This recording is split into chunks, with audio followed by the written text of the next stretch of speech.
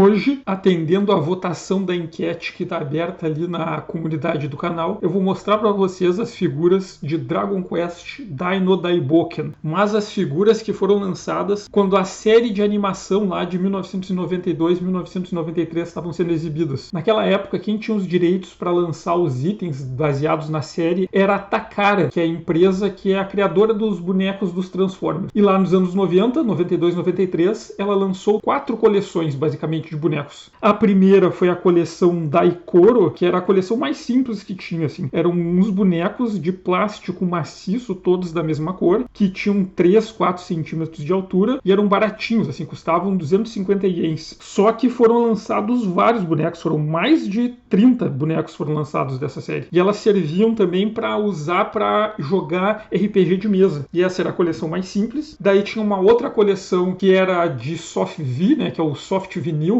aqueles bonecos que são de um vinil macio, ocos por dentro, que tem articulação só nos ombros e na cintura, né? E daí dessa linha foram lançados 6 bonecos. É o Dai, o Pop, a Man, o Crocodile, o Ryunkel e o Avan. E daí tinham como comprar eles ou individualmente, ou tinha a caixa com os 6 juntos. E daí tinha uma outra coleção, que era a coleção principal. Era onde ia a maior parte da divulgação, assim, que a Takara fazia, e eram as figuras mais vendidas, que era a coleção Boken no Yusha Collection. Que essa coleção, ela tinha poucas articulações, mas tinha uma pintura muito bonita e vários acessórios. E ela custava entre 600 e 800 ienes na época, só que assim, ela teve vários bonecos diferentes, foram 15 bonecos diferentes que foram lançados em loja. O Dai com armadura, aquela que ele ganha depois que ele derrota o Crocodile, o Pop, o Avan, a Man, o Ryunkel, Crocodile, Fleizard, Radler, o Mistvarn, o Zabuera, o Dai com a segunda armadura dele que ele usa lá no arco do Baran, o próprio Baran, o Armed Fleizard, ou Fleizard usando aquela armadura dourada lá pesada, o Killvern que vinha com o Piroro pequenininho junto, o Avan herói quando era jovem, e além dessas 15 figuras, foram lançadas mais 3 que eram especiais, assim, aquelas séries limitadas, que tinha que participar de promoção ou comprar em pré-venda, que era o Dai com a marca do dragão acesa na testa, com a posição lá do Avan Strash, o Dai usando o último traje que ele usa na história em quadrinhos e na animação nova, que nem chegou a aparecer na animação antiga porque ela foi cancelada antes, e a Leona, que vinha junto com aquele esquife de gelo que o Fleizard prende ela, só que uma versão de plástico para colocar a boneca dentro. E quando a série foi cancelada, tinham mais 4 figuras que chegaram a fazer o protótipo, mas nunca lançaram porque a série foi cancelada antes, que é a Man com os trajes de artista marcial, o Ryunkel com a segunda armadura, né, aquela amudo da lança, o Chu e o Baran transformado em Ryumadin. Só que, além dessa coleção, né, essa que era a série principal, tinha uma outra coleção que era considerada a coleção de luxo, que eram as figuras mais caras, todas articuladas, cheias de acessórios, que na época elas custavam entre 2.200 e 2.500 ien, que é a Battle Action Collection, que é o que eu vou mostrar para vocês hoje, que comparado com a Boken Yusha Collection, né, é uma diferença de preço bem grande. Mas antes, contextualizando, se vocês forem procurar essas figuras, elas foram fabricadas pela Takara. E no Japão, elas eram vendidas em caixas. Só que a Takara, ela licenciou essas figuras para a Sonokong, que é uma empresa de brinquedos sul-coreana. Então essas figuras, elas também foram fabricadas na Coreia do Sul. Atrás do boneco, vocês podem identificar se ele é um boneco da Takara ou da Sonokong. Depois eu vou mostrar para vocês que tem algumas diferenças na pintura e no material. Mas quando essas figuras elas foram lançadas na Coreia do Sul, elas foram lançadas não nas caixas, mas em cartelas. As figuras japonesas da Takara, elas vinham nas caixas, com bonecos, acessórios, um manual e uma capa de tecido. E quando elas foram lançadas pela Sonokong na Coreia do Sul, que é essa embalagem aqui que eu estou mostrando para vocês, né, que está ali em coreano, essas figuras foram lançadas em cartela e elas não vinham com manual e não vinham com a capa de tecido. E nelas eram 7 figuras, nas cartelas aparecem só 6, mas no total eram 7. Nessa versão sul-coreana, em vez de ter o manual, tem as instruções aqui na própria cartela. Só que a Hasbro licenciou essas figuras para serem vendidas na América Latina. E quando a Hasbro passou a vender na América Latina e Espanhola, eles traduziram a cartela para o espanhol, só que eles acrescentaram de volta o manual e as capas de tecido. Só que as versões vendidas na América Latina tanto pela Hasbro como as versões vendidas no Brasil, elas são basicamente as figuras da Sonokong reembaladas numa cartela em espanhol. Só que algumas dessas cartelas em espanhol distribuídas pela Hasbro depois foram importadas de volta para a Coreia do Sul. E a diferença é que as cartelas que foram importadas de volta para a Coreia do Sul, elas têm esse adesivo em coreano colado por cima da cartela em espanhol.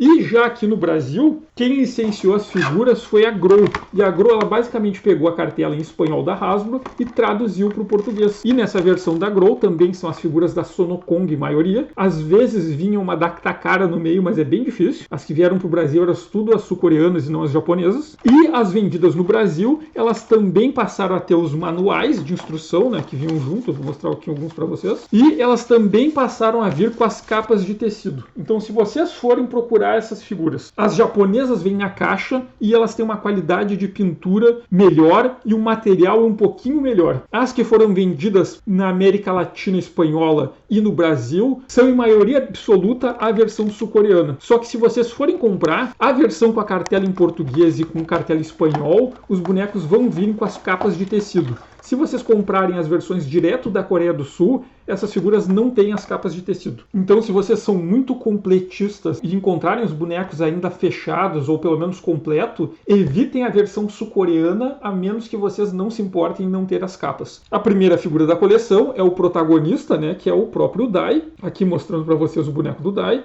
Eles vinham, como eu falei, com essa capa de tecido, a maioria dos personagens, só o Ryun, que é o que não tem a capa, e que é o único que eu comprei o sul-coreano justamente por não ter a capa, e daí não fazia diferença se ele fosse sul-coreano. E aqui está o boneco do Dai, ele vinha com vários acessórios, né? Ele vem com essa capa de tecido. Esse Dai aqui, eu comprei ele na época dos anos 90. A história é que eu participei de um bingo familiar que teve na colônia de férias lá do trabalho do meu pai, né? Na década de 1990, bingo ainda não tinha sido proibido, se bem que já foi legalizado depois de novo. Eu ganhei no bingo um dinheiro, peguei parte desse dinheiro e fui para a loja de brinquedos todo empolgado para comprar um boneco do Pop, que é o melhor personagem da série. E eu já era uma criança sábia e sabia disso desde a década de 1990. Cheguei lá, não tinha o boneco do Pop, não tinha o Crocodile, só tinha Dai. E daí eu comprei o Dai mesmo. Então eu comprei esse boneco na época, né? E daí ele vinha com essa capa de tecido aqui. Essa aqui é a capa original dele, né? Que só as versões sul-coreanas não tem. A versão brasileira, latino-americana e japonesa tem.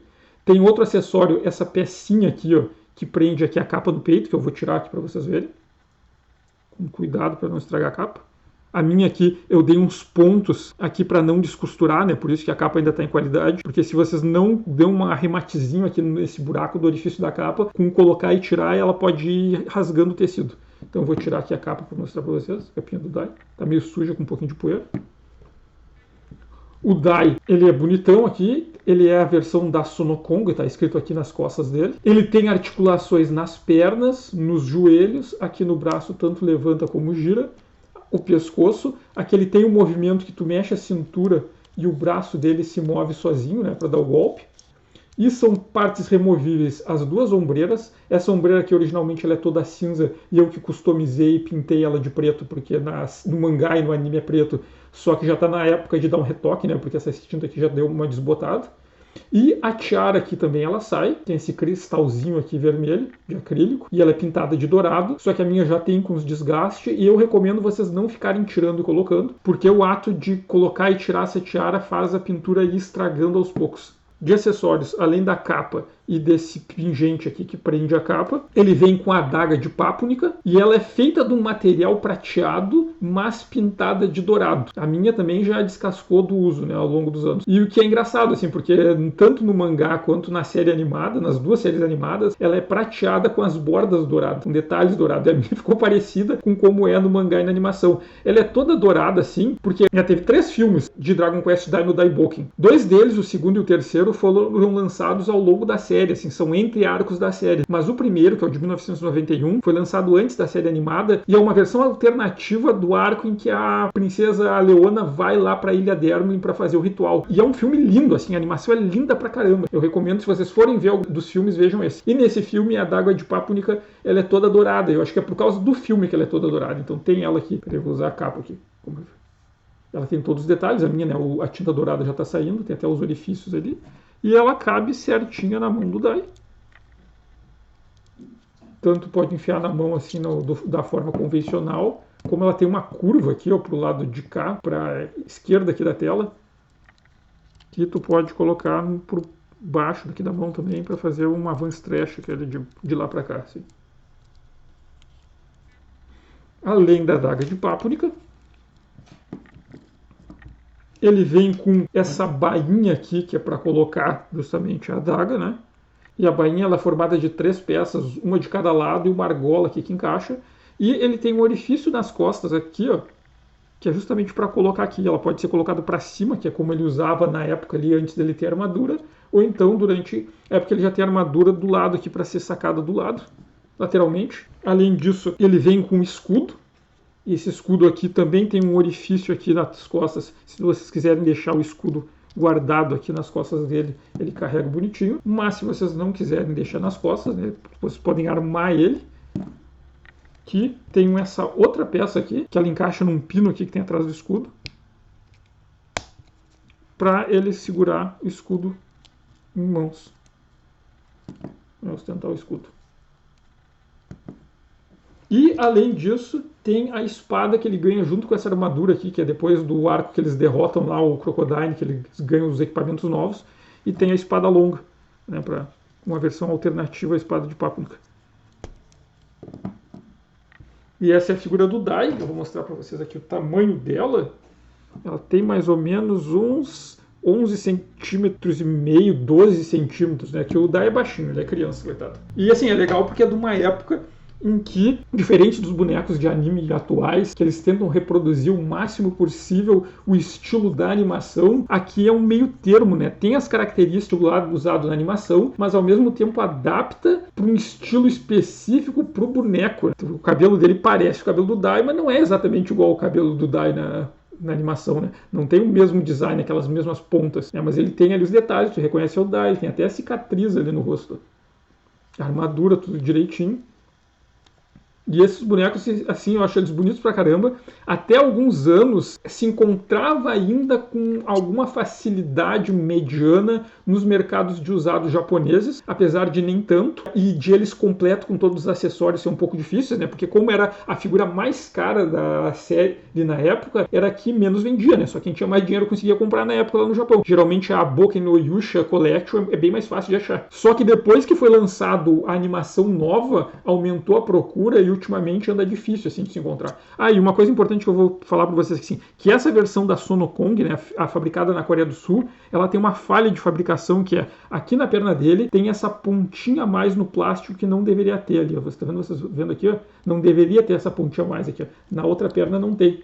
E na versão da Takara não tem essa pontinha aqui. Então a versão da Takara, o joelho dobra normalmente. Só que vocês tiverem essa versão da Sonokong, se vocês dobrarem muito o joelho, vai chegar uma hora que ele vai quebrar essa peça aqui, ó, e vai cair da perna. Eu nem dobro o joelho do meu. Se vocês tiverem uma versão dessas da Sonokong, eu recomendo também que essa perna esquerda aqui vocês não dobrem muito, porque é uma falha de design que ela é padrão. Assim, todas as figuras da Sonokong que eu vi tem. Eu sei que as da Takara não tem essa falha. Se vocês forem procurar, dê preferência pro da Takara. Se vocês tiverem da Sonokong, cuidem para não forçar demais esse joelho aqui.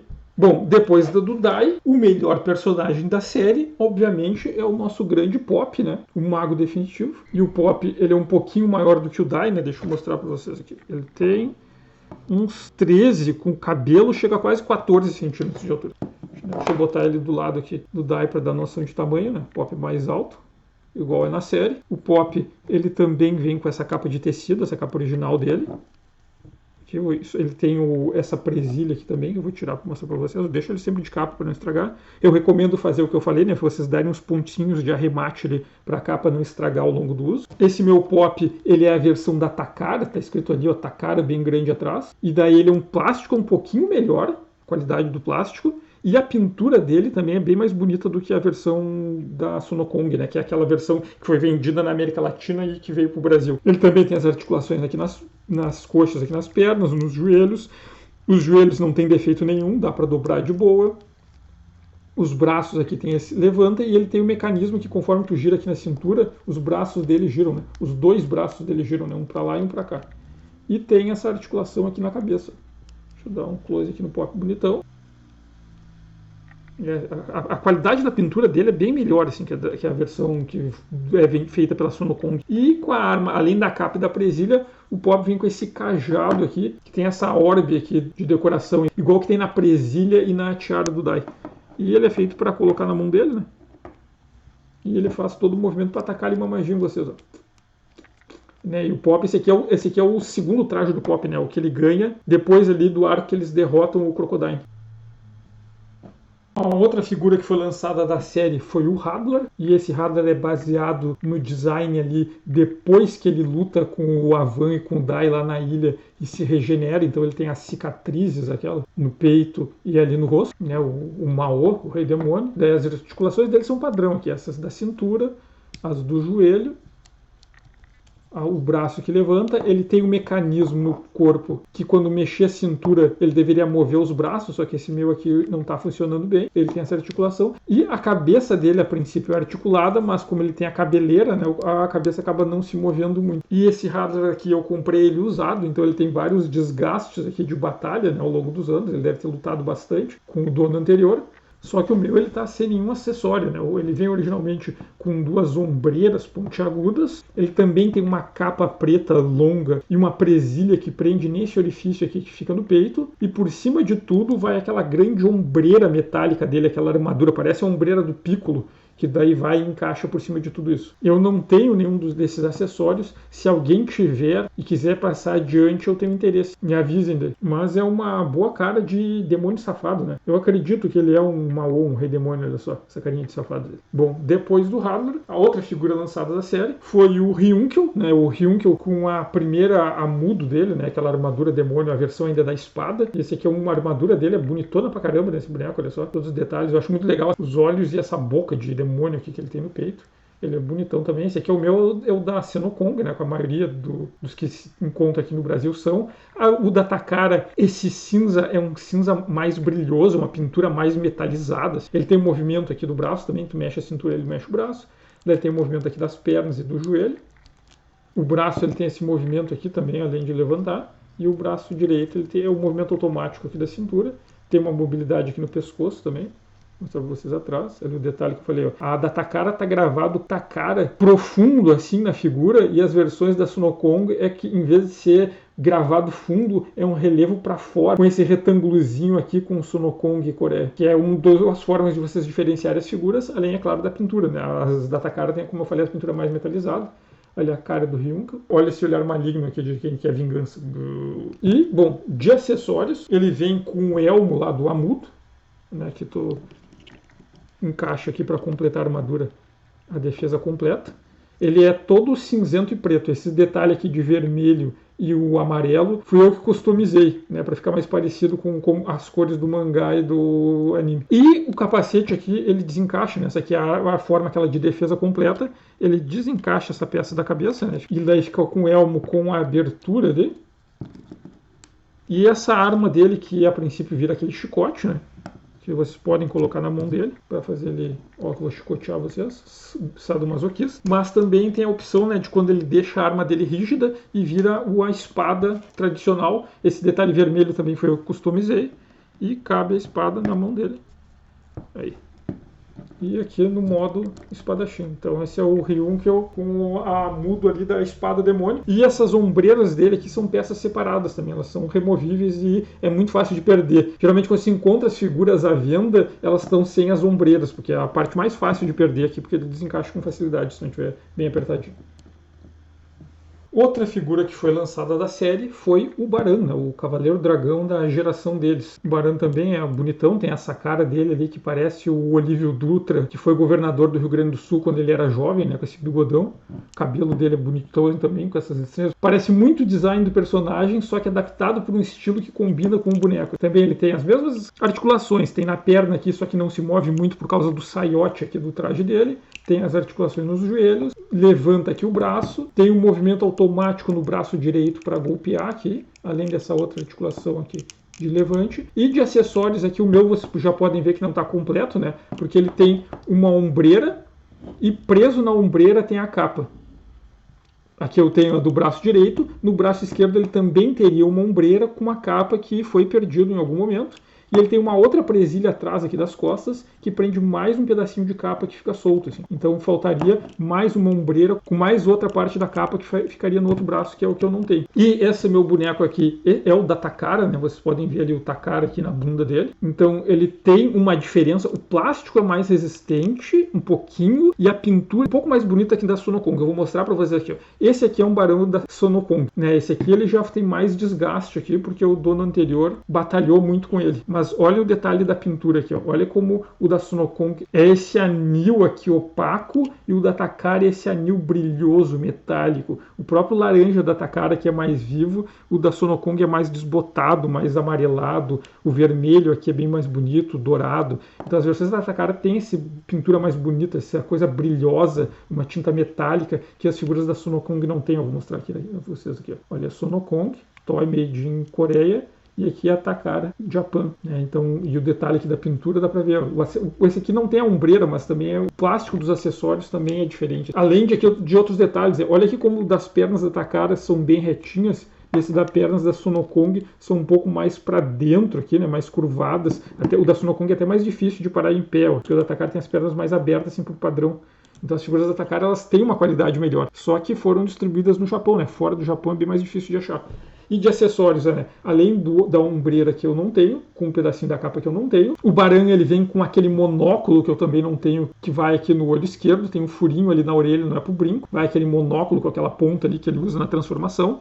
Aqui atrás tem um orifício que encaixa a bainha da espada, que são feitas com 3 peças também. E ele tem a espada lendária, aquela indestrutível, passada de geração em geração pelos Cavaleiros do Dragão, né? Que suporta a Draconic Aura, com essa carinha de dragão. Então se tem a bainha, dá para enfiar a espada na bainha e fica aqui assim bonito nas costas dele. Eu não tenho a bainha, daí o que cabe é colocar na mão dele. Para colocar na mão dele, essa cabeça do dragão sai. E esse plástico é um plástico muito mais bonito, né? Um plástico brilhoso também, que as figuras da Sonokong não têm essa qualidade, esse material é diferente, né? Vocês colocam a espada na mão dele e coloquem a cabeça do dragão de volta aqui por baixo.